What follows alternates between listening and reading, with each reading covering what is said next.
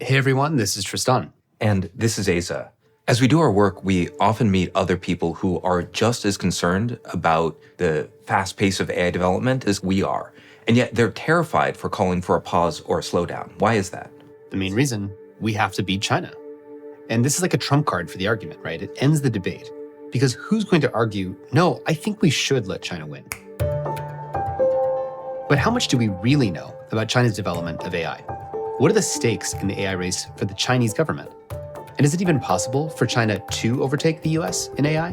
Or is this just some kind of inflated threat? Yeah. So in this episode, we're going to be bringing you a conversation with two very well-respected experts on tech in China. And that's really good because these takes go against at least my intuition.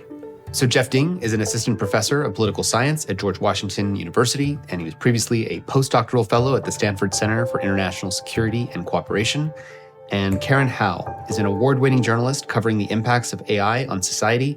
She was formerly a foreign correspondent covering China for the Wall Street Journal and a senior editor for AI at the MIT Tech Review. Welcome so much to the show. Thank you so much for having us. Good to be here. So let's do a situational assessment. Like, where is China with AI? In what areas is China ahead of the US? Where is China behind? What's overrated in terms of their capacity and underrated in terms of their capacity? And I know this is a complex topic because are they ahead in hardware and chips and production pipeline? Are they ahead in like the software, the creation of LLMs? Is that like public or is that private? Is that research? Then there's the question of data, like who has access to what data streams and at what scales. And so I know it's a broad question, but I'd love if you guys could break down, like, where is China on AI and hopefully along some of these spectrums? Overall, we can pretty clearly say that the US is ahead in AI and China is behind. And people will put various numbers to it, but I think it's hard to put like a specific figure because it actually really does depend on the discipline, like the subfield within AI. We can have consumer applications of the technology. We can also have military applications of the technology. And there are different stakes depending on which one you're talking about. When it comes to computer vision, China is potentially like head to head with the US or maybe arguably like a little bit ahead because of the emphasis on surveillance. And so there was a lot of effort by the government to invest in this technology. There was just a lot of talent that was cultivated within computer vision. The government is willing to put all these cameras up, and cameras are the basis of the data that you need to train computer vision systems. Okay, so just to jump in here, computer vision is AI that's applied to figuring out what's going on in an image. So think of like a closed circuit camera, like a CCTV. It can understand what's going on in an image in a microsecond. This could include facial recognition. It can be used to spot a criminal in a crowded stadium, and also gait detection, where AI can figure out with 94% accuracy who a person is just by looking at how they walk. Jeff, I want to turn it to you. I see you nodding here. Why does AI matter to the US-China competition from your perspective? And specifically, I know you focus on economic growth and productivity. I think one way that I think about AI and US-China competition is through the lens of historical competitions over general purpose technologies like electricity. So AI is often referred to as the new electricity. And there's this idea that in the past, all these different industries and application sectors were electrified. And now in the future, all these different industries and application sectors will be cognitized or intelligentized. So that gives sort of a specific pathway for why China cares about promoting artificial intelligence to sustain productivity growth and achieve productivity leadership. I've done translations of President Xi's speeches and different analyses of those speeches where Chinese commentators are specifically referring back to these past productivity leadership transitions, where one country seizes new opportunities in these general purpose technologies, is able to adopt them faster throughout their entire economy and become the leading economy. And then eventually that translates to more military and geopolitical influence. So I think that is definitely one way to frame the stakes and why both countries think of it as so important. So then how is China performing with large language models? China is definitely behind in that the calculus actually is quite different because when you look at just English language data versus Chinese language data globally, there is far more English language data because it is the lingua franca of the world and of science, of business, of like really high quality subjects, whereas you cannot find tons of like high quality nature papers in Chinese language, for example. And so a lot of Chinese researchers say that now in the generative AI boom focused on language, they do feel very much at a disadvantage in this regard, and that they don't feel like they could ever really build like a ChatGPT purely based on the data. It's very difficult for them to achieve that level of performance. And I think we'll start as transformers and as generative AI kind of consumes all other forms of AI, I think we'll continue to see the snowballing of the US English language advantage and China just struggling with that data piece. Jeff, I'm curious, do you agree? Do you have anything to add here? Yeah, I think I want to emphasize two other dimensions. One is who is doing frontier research, like paving new paradigms in AI development. So I think these US frontier labs that you're talking about, they're setting and paving the way for new research directions in this area. And then second is computing limitations. So the computing hardware and the chips required to both train and run these large AI models. And I think both of these points, as we unpack them further, I think they cut against this argument about the US not needing to regulate its own AI development or large language models because China is just going to race ahead. I don't think that's true when you look at what's happening specifically in large language models. So in terms of the paradigm shifts in large language models, we often forget this because it's the forerunner to ChatGPT, which has set the whole internet ablaze. But GPT-3 was a huge innovation in terms of just massive amounts of data to train these large language models on entire swaths of the internet. Then Chinese researchers followed in the wake of GPT-3 to produce their own large language models. And in a recent Center for the Governance of AI report, myself and Jenny Shao, we showed that it took about 1.5 to 2 years for Chinese researchers to catch up to GPT-3. And the best Chinese competitor in terms of ChatGPT is still not very close to OpenAI's version. And you mentioned the other limitation to China's development of AI is compute. And for listeners, compute, we're referring to GPUs or these big advanced chips from NVIDIA that are used to train large AI systems. It's kind of like, how big is the computing power that you have? Just to give you a sense of the differences in terms of computing power and how they play out, that Chinese version of GPT-3, one of those versions is from Beijing Academy of Artificial Intelligence. To train it, they had to go to a supercomputer in Qingdao, so to use national resources to train the model. Then once the model is trained, they copied it to a hard drive and basically were forced to just give it away for free to any Chinese company that wanted it because they didn't have the compute to run the model. But then all these other companies, okay, so now they have the model, it's trained, but they can't run it either because it's costs so much in terms of compute. And I'm not going to go into the details about NVIDIA A100 chips being restricted now because of export controls, but that is definitely a bottleneck to China's AI development as well. That's super fascinating. Like having is different than being able to use. And actually opens up the general area of misconceptions.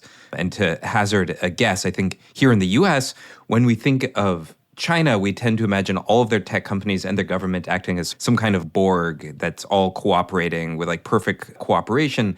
But I think we should interrogate that a bit. You know, there's like Huawei and Tencent and Alibaba and Baidu. They're all developing AI. What is the relationship between them, and what is their relationship to the national universities and to the Chinese Communist Party? Yeah, the Chinese government and Chinese companies definitely do not see eye to eye on many things, and there's immense friction in that system. And it really depends company by company what the relationship is with the government. Like there's some companies that are really cozy and also some companies that the government is very intent on keeping an eye on. But there is lots of butting heads constantly behind the scenes that we don't necessarily hear about because companies will never, ever publicize if they're disagreeing with the government or like trying to negotiate with the government on certain things. But like one example that I really love that I heard, and I'm not going to mention the company, but there was an instance where the local government was asking for a company to give up data to try and basically do some investigation into how a crime was committed, which is also a request that often American companies will receive from the US government. And this company refused because of data privacy reasons. And then the local government kept pushing and pushing. And the company ended up printing out all of the data on physical paper and delivering it in boxes to the local government office. And I love it so much because there are a lot of like really innovative things that Chinese companies do to essentially like retain their own agency and control. Yeah, we'll find these ways to troll the line a little bit.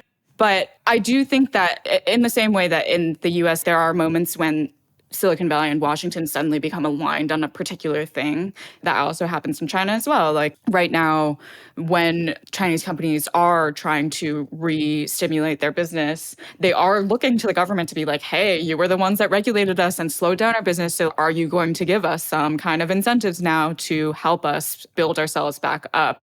I think what you're saying is really important because there is this notion that by law, Chinese companies do have to comply to the State Intelligence Service. And so it's important that you're noting places where companies in China will push back against the government. Jeff, what do you make of this aspect of the conversation? Yeah, those examples make me want to plug this subreddit called Malicious Compliance, if you all are familiar with that. But yeah, I think the point that I want to add is there are similarities in terms of pushback from companies, and they're not all working in sort of one monolithic entity. But I think there are also differences in that the government does have more levers of control over companies. So we've seen increasing influence of the party over large tech companies. I think Karen has reported on some of these developments as well. We've seen more party committees and party representation in key leadership mechanisms or bodies at some of these large technology companies. And I think the recent generative AI regulations hammer home this influence of the government, especially the government's desire to control information, most obviously through censorship. So with these large language models that we've been discussing, the recent Chinese AI regulations apply very stringent planks and requirements for companies to disclose their training data or for companies to ensure that the information that they're producing is objective. So they're very concerned about these technology platforms that have the capacity to shape public opinion. And that is so key to the Chinese government's legitimacy, the ability to control information. So I do think that there are some pretty stark differences on the information control aspect. For someone who's not familiar with China's political system, why would releasing OpenAI open source systems to the broad public be so threatening to the Chinese Communist Party? Yeah, I think throughout the last few decades, as China has been really building up its cybersecurity regime and its censorship regime, you see that anytime there is a technology that could change the dynamics in the information ecosystem, there will be a lot of stress and a lot of fear and quick reactions from the Chinese government to try to contain that. So every time you see a step change, you will get that kind of language to remind people, by the way, large language models are here, but you still can't have them spewing things that are misaligned with what the party wants. And so, yeah, you do definitely see, like right now, there's an effort in China where the government is trying to go through compliance checks with each of the major providers of foundation models to make sure that the foundation models have been implemented in a way that do have the right censorship controls, and then they're being allowed to be released. And so in terms of going back to this question of like, can the US afford to slow down and regulate its companies, or won't China just race to catch up? One of the counter arguments is that large language models are not being deployed massively in China without these stringent controls because they're so unpredictable. How do we think about the balance between the concerns about stability, so the rollout of LLMs and large language models undermining stability, and how much the Chinese Communist Party values that, versus the competitiveness, economic growth, military might, and every incentive that they have to throw resources to catch up? I think even if the Chinese government weren't concerned about stability, it would be very difficult for China to not, I guess what we're saying is not catch up, but specifically to get ahead of the US. And that is partly because of the data limitations, partly because of the talent limitations and the compute limitations that Jeff mentioned, and the sheer money and resources that go into these things. Like I talk with a lot of Chinese AI researchers all the time about this idea that they're like, there's no way an OpenAI could have happened in China because there's no version in which like a Chinese organization would just be given 10 billion US dollars with no plans other than, yes, we're going to build AGI and then let them play for 8 years. Like that just doesn't really happen. And I think because of all of these different things, it would be difficult to create sort of the same conditions, especially now because of like the economic slowdown in China as well. You're not going to see these kind of conditions where the government is just going to throw all this money without a clear understanding of what's happening and just wait around for years and years for researchers to do kind of frontier level research. So what we're going to continue to see, I think, for a very long time is the US and the UK still dominating in what Jeff was calling these frontier innovations, because the amount of resources that people are willing to pour into getting there is just so much higher. And the talent concentration is still so much higher. Like the US is still benefiting from so many researchers around the world wanting to come to the US to be part of the AI revolution there. And so then you layer on the fact that there are also reservations from the Chinese government around the way that these technologies could undermine their credibility and social stability. And you get into just a very layered set of interlocking challenges that I think the American discourse around US-China competition often misses. And going back to the should we be regulating these companies in the US because China could catch up? Actually, I think if the US regulated these companies, you would see a slowdown in China as well, because a lot of these frontier innovations that might not be happening as fast in the US are also then not going to be translated into China as fast. Mm-hmm. This is such a crucial point that you're making, which is that the fastest accelerant to China's progress is the US releasing stuff faster. But I think these kind of counterintuitive notions are super important to tease out, because I don't think most policymakers hear this, right? They hear, if we stop, we're just going to lose to China. Jeff, you had your hand up. Let me add one more counterintuitive notion on top of that. I think oftentimes we assume that regulation is going to slow down progress. And I think historically, smart, prudent regulation to make technology development safer, more sustainable, more trustworthy, which is extremely relevant in terms of AI and people's distrust of AI systems, unfamiliarity with more powerful AI systems. Smart regulations might actually lead to more sustainable and fast development of AI over the course of years or decades, depending on what timescale you're thinking about. So I think from the Chinese perspective, we've mentioned a few of the regulations that are targeted towards information control or making sure that these models don't say anything politically sensitive. But some of these other regulations are actually meant to ensure personal privacy protection, improve transparency about algorithms. So some of these things, they might slow down development in the short run, but over the course of a few years, maybe even decades, it might lead to more sustainable adoption of AI across a bunch of different sectors of society. Yeah, what I'm hearing you say is that the race to deploy AI as quickly as possible will be like the race to deploy nuclear power plants before we figure out how to make them safe everywhere. And you just end up with a volatile country. And it should, in fact, be a race to deploy in such a way that it strengthens your society. But I want to make the case for why the U.S. should be alarmed about China's acceleration of AI progress. One example that we often hear is just look at the number of papers that China is publishing versus U.S.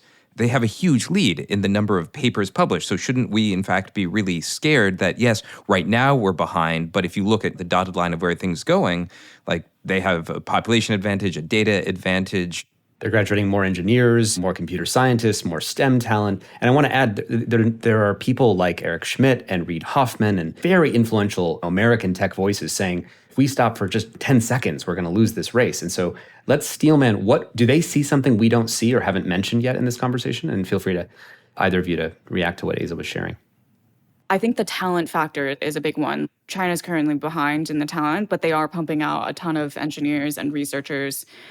The key is whether or not they'll be able to tap into that talent and whether they can retain that talent. This is a challenge China's facing. Also that the US is facing because US immigration laws are so difficult that a lot of actually Chinese researchers that want to come to the US and stay and live and contribute to American AI innovation are being sent back. But in the long run, I do think that if you have more of the best and brightest minds, you will potentially start to overcome some of the challenges that we've mentioned.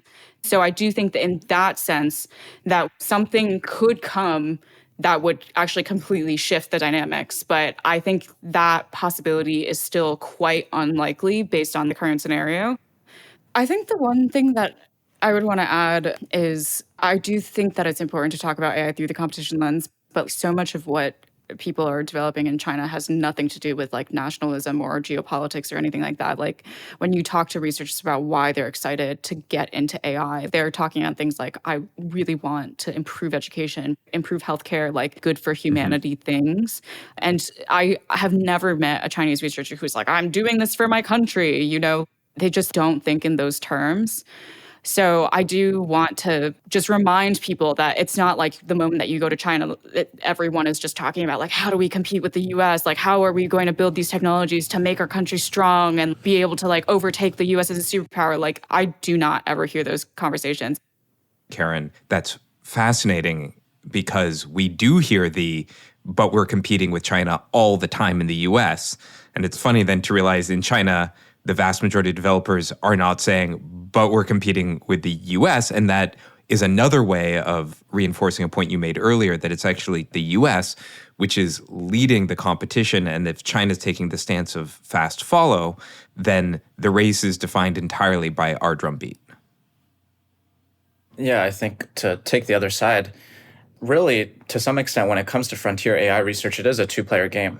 In terms of countries that have concentrations of maybe 100 or so leading AI researchers that live in different clusters like Beijing, Shanghai, Shenzhen. There's not that many outside of China in the US, right? Maybe London. So I sit in a modest office in Foggy Bottom where my incentive is just to find the truthful interpretation of something. Where does China stand on AI? Reid and Eric have some personal stakes, financial stakes, in a lot of different things. Their incentive is not necessarily to do the most systematic or rigorous analysis. Yep. No offense. I'm a policy debater and I'm an academic and I have academic freedom to say these things. Mm-hmm. So I have no instrumental reason to underinflate or inflate China's threat. Other people do. And also another thing is, who are you reading and who are you talking to? At least 50% of my consumption about China's AI scene is from Chinese language text. Mm-hmm. I would say Karen's probably at that ratio as well, or talking to people on the ground. Right. Why would they have an incentive to underinflate China's progress? So the more you talk to people on the ground, the more you talk to people who have read Chinese language, long-form investigative reports about these topics, the less likely you are to take this view that China is on the verge of surpassing the US as an AI superpower. So, Jeff, that's really fair. Both Eric Schmidt and Reid Hoffman have a stake in policies that say that China's catching up and we have to let the US companies rip because they are invested in them. But if I still try to be charitable to their perspective and assume and steelman their perspective, I might assume that maybe they've seen classified information about military advances in China, or there's certain areas where China seems to be ahead in, say, hypersonics or drones or other kind of military developments, where maybe they're not ahead in AI, but there's this sort of blur your eyes, smear across what you're looking at, say they're so advanced in certain areas that are dangerous, we don't want them adding AI to those things. And so we do need to slow them down or we can't let them catch up. But that's a separate conversation than like large language model training. Or is it? I just wanted to like have one last chance here about for those who are really saying we cannot afford to slow down even a year. Like the best possible case, there's some national security military argument. What is that? I hear this a lot, and it's like the trump card for people who want to say that there is still the risk that China is going to be ahead in these spaces because it's impossible to argue against. You have access to some classified intelligence that I don't have that says your side wins this argument. I think it's possible, right? It's possible that these people have access to privileged information about maybe Chinese actors exfiltrating key models or these mysterious military AI applications that no one's actually heard of. I think it's still unlikely for two main reasons. One is AI is a unique technology in that so much of the cutting edge advances are released almost immediately because there's so much incentive to just publish your model on archive. Say we're doing the best work, come work for us. That's how you attract the best and brightest talent. So when people tell me, oh, China has all this shadow research that they're not publishing, there's no logical reason for that. Baidu, Alibaba, Tencent, they want to be publishing all their work in all the top forums because they're competing with the US labs for talent. I think the second argument goes back to some of the historical lessons we've talked about. In all these cases where the US is overhyping its technological rival, Japan, Soviet Union, I bet people were making this argument too. Now we actually have the declassified records that show, oh, the missile gap was illusory. Oh, this gap that you talked about in terms of ICBMs or all these other strategic military technologies was illusory. And that classified information actually went the other way. You know, I want to be respectful. Sometimes I'm not that respectful, so I don't get invited back to things, but I just don't find those arguments that convincing. Jeff, you wrote what I'd argue was a seminal paper that rejects some of the big assumptions that people have historically made about tech innovation. If I were to try to boil it down, I would say you argue that we shouldn't be measuring a country's lead by looking at the number of scientific papers that they're pumping out. Instead, we need to measure the country's capacity to diffuse the technology, that is, to roll it out in factories, in businesses, and in universities around the country. Can you explain that a bit more? Yeah, I think oftentimes when we talk about scientific and technological leadership, that gets boiled down to this magical belief that innovation is all that matters. But much of the hard work comes after the innovation is pioneered. After the company trains the first large language model, how does that get transferred to the small, medium-sized business that's going to implement it in a specific sector?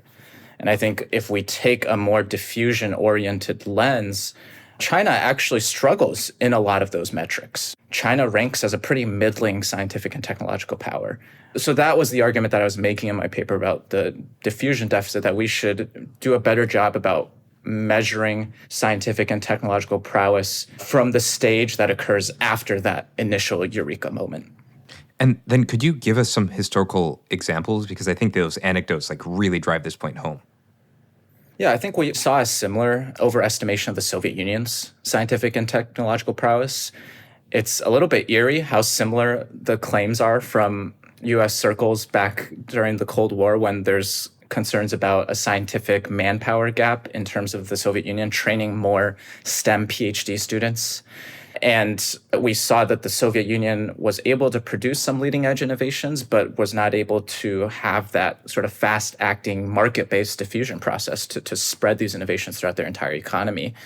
And actually, if you look back to the US becoming a technological leader in the early 20th century, the US was not dominating Nobel Prizes or publications in leading scientific fields like chemistry.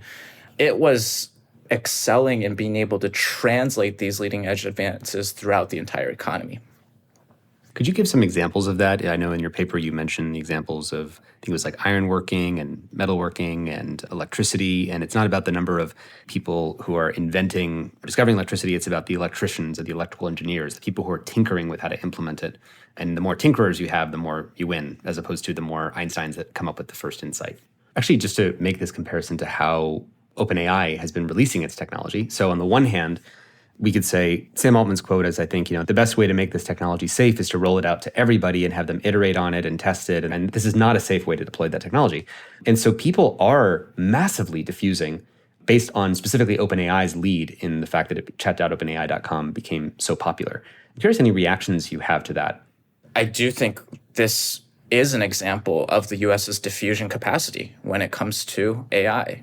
And the fact that we have this strong open source ecosystem, the fact that we have an environment that allows companies to experiment without the government crushing platforms that have public opinion properties. A Chinese lab has not been able to release something like ChatGPT in the format of ChatGPT being completely open to everyone to tinker and try it out. So I do think it is a testament to the US's diffusion capacity. So I want to look at another potential bottleneck here, which is the investment capital that's needed to develop large language models. And these models cost billions of dollars to research and develop.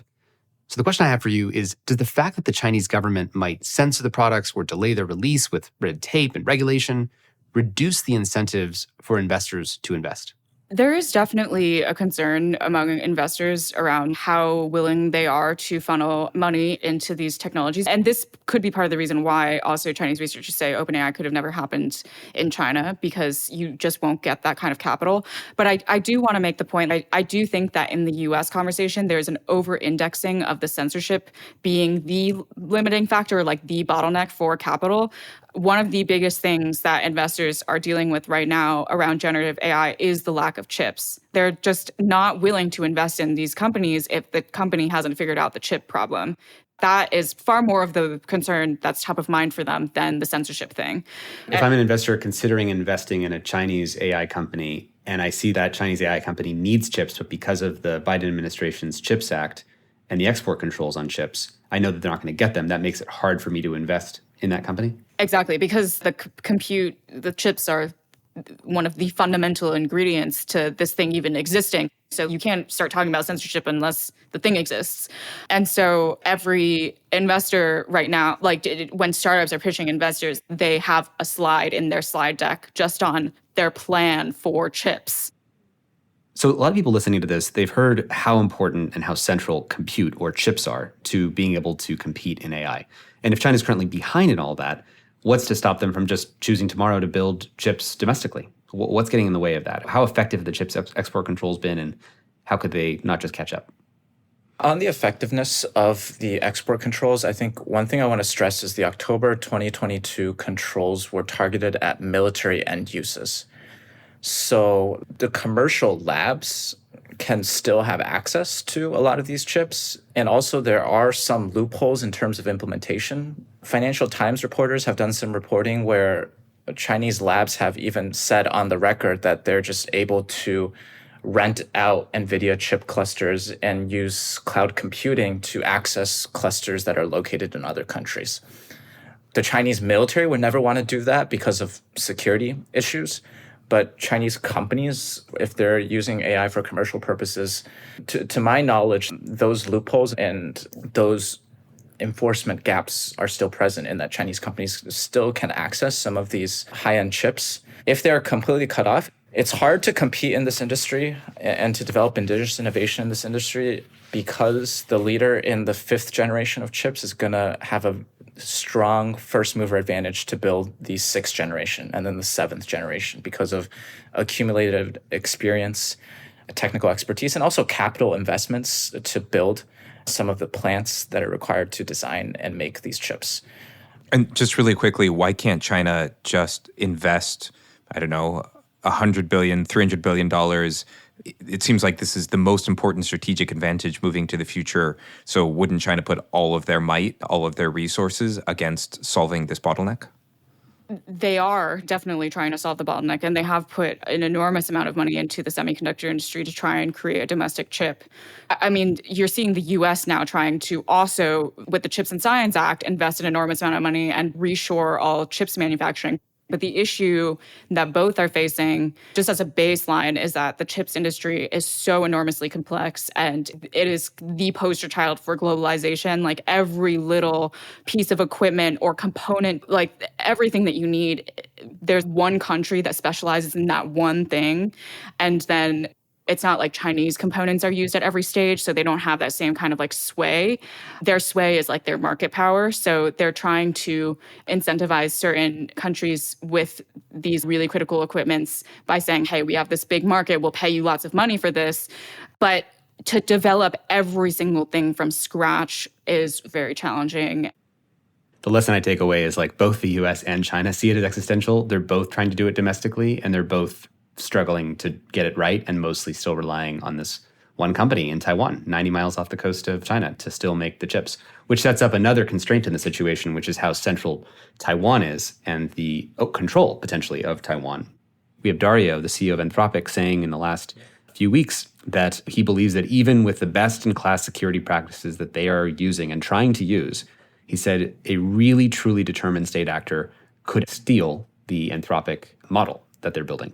And just to give listeners a couple examples of this, in 2007, a Chinese specialist breached Lockheed Martin and stole confidential information and design in the electronic systems of the still under development F-35 jet fighter. Another example, in 2013, the Washington Post reported a secret government report that listing more than 24 major weapon systems whose designs were stolen over an unknown period by Chinese cyber spies. Like, I just want our listeners to know that when the Chinese People's Liberation Army has been determined to get certain information out of the US or tech places, they're very good at this. So when we talk about the biggest risk to China catching up, we don't often talk about it's the US building it and then China stealing it. I'm curious how you both react to that kind of attack vector of concern. I think when it comes to AI, I'm not thoroughly convinced that there's actually a huge incentive to steal the technology versus to, like Jeff said, like so much of it is open source. So you would need to really feel like you couldn't access the thing in order to invest all those resources to steal the thing. So I think that this idea that GPT-7 is suddenly going to unlock all of these things around the military, I just don't really think that's the way that the military works. Like, I don't think either the US or the Chinese military just like swallows this hugely new emerging technology that hasn't yet been explored in many different ways and then suddenly integrates it into all of the military. It is much more methodical than that. And there is no like killer app right now for generative AI in the military. So I just don't see the incentive for stealing of the technology. And the other thing is, China has been like really, Xi Jinping has really been beating the drum around like self-sufficiency. I think the key question for me is how much of the frontier AI developments can be codified into something that can be stolen versus how much of those new capabilities are unable to be codified and they're more captured in tacit knowledge or in having the experience of actually playing around, training the model, doing all the tough engineering work. You can give the Chinese military a blueprint of a stealth fighter, and that's where the news article stops. It doesn't go further and track, is China actually building stealth fighters on the level similar to the US? No, because they don't have that tacit and managerial knowledge that the US defense space has in terms of building effective stealth fighters. So I would point listeners to the Gilly twins in International Relations have an article about why China can't catch up. And they talk about why, even with the benefits of globalization, espionage, the Chinese military hasn't been able to build stealth fighters. So you start with the story of, oh, they stole all these blueprints. Let's check back in 10, 20 years later. Did they actually build an effective stealth fighter? No. I want to close by really just imagining positive end games here. We have this world where we have a handful of companies racing to scale these massive new systems. GPT-4 was trained with $100 million. GPT-5 will be trained with $1 billion. After that, it'll be trained with $10 billion. We're going to spend that much on compute to train something that will have read the entire internet, reason across domains and fields, and be able to maybe in the future do automated science. So we're building this incredibly powerful technology. It carries with it incredible risks. And we're going super, super fast because these kinds of things are coming in the next 2 years. The way to slow down would be to internationally coordinate. If we're going to slow down in a way that we don't just all lose, it's like climate change. Are we willing to cut our economic growth with a big carbon tax? We only want to do it if China wants to do it too. And so much of this seems like we've got to be able to come to the agreement with a shared view of the amount of risk here and say, could we afford to collectively go at a pace that we can get this right? So what are your reactions to the promise or lack of promise with international agreement?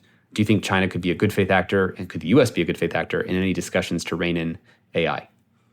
I think China is hugely interested in international coordination, in part because they want to be part of the conversation to set international norms. So they want to be at the table. But also, like we saw Just a few months ago, there was this really big conference that was held by the Beijing Academy of AI, and they convened the leading experts in China and the leading experts in the US. Sam Altman was there. There was an executive from Anthropic there. Those dialed in virtually. But like, there are organizations within China that are trying to create these forums for this kind of international dialogue, which is quite extraordinary at a time that we're in right now for these organizations to be doing that and have the convening power to do that.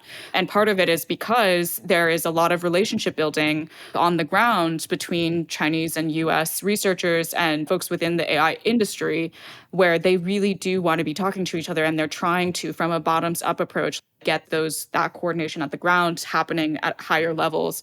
So I am optimistic long term that there are ways that the US and China can set aside differences and find a way to coordinate with competitive elements. Like, you really cannot develop this technology in a safe way that is beneficial for everyone if you don't have such a significant part of the world in the conversation. Yeah, so there is some coordination on the controllability of automated systems going on right now at the highest levels. There's a joint technical committee that brings together the two most influential technical standards setting organizations in the world. I'm going to throw a lot of acronyms at you, but it's the ISO/IEC Joint Technical Committee. And they have a specific subcommittee on AI. Chinese representatives lead a working group on building technical standards for the controllability of AI systems. So obviously those apply to systems that are more near-term or in operation now, and we're talking about more long-term, potentially more transformative AI applications. But that could be a building block of being able to talk about the controllability of these systems today might help us have similar channels and get good ideas about how to control more powerful systems tomorrow. I think the second thing I'll say is there are some historical lodestones and guiding points for US-China cooperation on AI, especially in terms of safety and security issues. Even during the fiercest periods of the Cold War, the US and the Soviet Union cooperated on this technology called permissive action links, which were electronic locks that prevented unauthorized use of nuclear weapons. And the US seriously considered sharing permissive action link technologies with Pakistan, China. So there have been researchers, leading thinkers, policymakers who have proposed we need to find the permissive action links for AI. Guardrails, confidence building measures, safety and security techniques that the US and China, it would be in both of their interests to cooperate on. Even Eric Schmidt, he was the Commissioner of National Security Commission on AI. They mentioned permissive action links as a reference point for the US and China to cooperate on restricting certain military applications of AI. So I do think that there are some templates for us to draw on. Just to quickly push back and just hear your reaction, as much as this does look optimistic between this, Karen, this trip that you're talking about, the Beijing trip, where the CEOs of the US companies are meeting with some of the labs and leaders of the Chinese maybe companies and also the academic institutions. But at the higher level, when asked between the Biden administration and Xi Jinping and his administration to get climate commitments shared, the Chinese Communist Party rejected those attempts for those discussions. As many times as John Kerry will fly over there, he's not getting the meeting to really actually come up with those commitments because it seems like trust is at an all-time low. So how do we reckon with the kind of difference between the high-level difficulty, it seems, and the track two style, more academic institution to academic institution, CEO to CEO level conversations? I think it's exactly that. Like, sometimes the coordination has to happen at the track two level. And that's, I think, sometimes the more effective coordination, because those are the people that are actually building the thing. So you want the coordination to be happening as close to the technology as possible. You want the engineers to be coordinating, the researchers to be coordinating, the CEOs to be coordinating. And yes, at the highest levels, there is not a lot of coordination anymore because there's just a lot of baggage that both governments are now dealing with, where they do not want to be the one that moves first to try and meet the other country. But close to the technology, if we are seeing that coordination among the technology builders, I think that in the long run is where my optimism stems from. I think that's a really good note to end on. We wanted to have this conversation because of the way the drumbeat of we have to beat China, we have to beat China has become the trump card that ends every other conversation. Yes, and I would say that Karen and Jeff have argued for a much more nuanced understanding of the problem. While China might have academic publications, it doesn't have the same diffusion capacity as the US. And there are different types of AI. China might lead in computer vision, but it faces massive structural challenges to the development of large language models. The final thing I think that's worth taking away from this episode is Jeffrey and Karen both said that the reason why China is going so fast is because the US is going so fast. That is, they are a fast second mover. So if we go slower, they argue, then so too does China. Your Undivided Attention is produced by the Center for Humane Technology, a nonprofit working to catalyze a humane future. Our senior producer is Julia Scott. Kirsten McMurray and Sarah McRae are our associate producers. Sasha Fegan is our managing editor. Mixing on this episode by Jeff Sudekin. Original music and sound design by Ryan and Hayes Holiday. And a special thanks to the whole Center for Humane Technology team for making this podcast possible. Do you have questions for us? You can always drop us a voice note at humanetech.com/askus, and we just might answer them in an upcoming episode. A very special thanks to our generous supporters who make this entire podcast possible. And if you would like to join them, you can visit humanetech.com/donate. You can find show notes, transcripts, and much more at humanetech.com. And if you made it all the way here, let me give one more thank you to you for giving us your undivided attention.